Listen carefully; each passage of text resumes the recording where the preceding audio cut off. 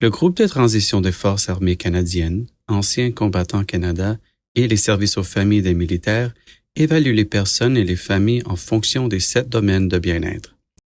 Ces domaines sont la santé, les finances, le sens de l'objectif, dont l'emploi fait partie, l'intégration sociale, les aptitudes à la vie quotidienne et la préparation, le logement et l'environnement physique, ainsi que la culture et l'environnement social.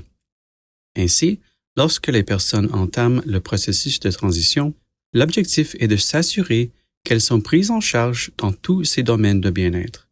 Et lorsque l'on examine chaque domaine, chaque personne dispose d'une sorte de plan personnalisé et d'objectifs à atteindre pour parvenir au bien-être dans chaque domaine. C'est un grand pas en avant, car il s'agit d'un cadre de bien-être commun à plusieurs organisations. Cela signifie que lorsque les FAC s'adressent à ACC ou au service aux familles de militaires, SFM, nous pouvons tous nous référer au cadre des domaines de bien-être en tant que modèle d'orientation commun, qui garantit que la façon dont nous nous occupons des militaires en transition et de leurs familles est la même. L'autre raison pour laquelle c'est important, c'est que cela rompt avec la culture qui consiste à considérer les gens comme des chiffres, et que cela place vraiment la personne au centre des processus que nous mettons en place, pour la soutenir et veiller à ce qu'elle soit prise en charge de manière holistique. Pour ce qui est de la manière dont nous mesurons le succès dans chaque domaine du bien-être, nous utilisons une série d'indicateurs. Nous nous intéressons à la subjectivité, à la façon dont une personne se sent dans chaque domaine, mais nous recherchons également des données objectives.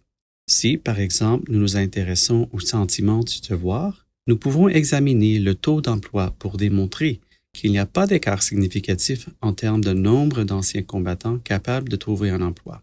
Nous essayons donc de nous assurer que nous avons des mesures subjectives et objectives du bien-être dans chaque domaine.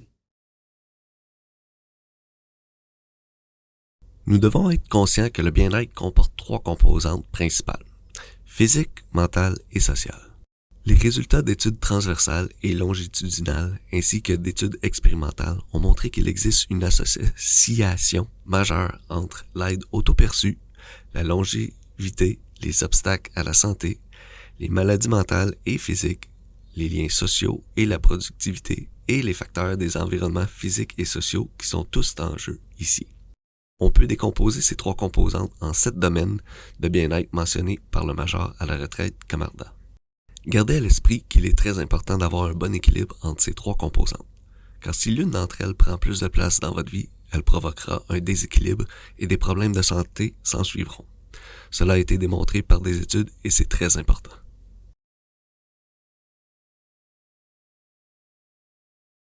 John McKay est l'un de vos nouveaux patients.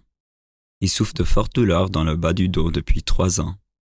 Lors de la consultation, John a déclaré qu'il avait servi pendant 32 ans dans l'infanterie des Forces armées canadiennes et qu'il avait été libéré il y a 6 mois pour des raisons médicales. Il souffre de douleurs lombaires chroniques qui réduisent considérablement sa mobilité. Au moment de sa libération des Forces armées canadiennes, John a acheté une maison pour la première fois. Il vivait auparavant dans un logement fourni et entretenu par les Forces armées canadiennes. En aménageant dans sa nouvelle propriété, John a découvert que sa maison nécessitait d'importantes rénovations. En raison de ses limitations physiques, il estime qu'il ne sera pas en mesure d'effectuer les rénovations nécessaires par lui-même et que la seule alternative sera de sous-traiter les travaux. John a indiqué que ces dépenses imprévues le mettront, lui et sa femme, dans une situation financière précaire. Son mal de dos incontrôlé, qui l'empêche d'effectuer lui-même les travaux de rénovation, combiné aux ramifications financières associées au coût élevé de la sous-traitance, a généré un niveau de stress important. Cette situation est à l'origine d'une grande anxiété pour John, qui a récemment développé des insomnies. Selon vous, en tant que médecin de famille de John, quels sont les aspects du bien-être qui doivent être abordés?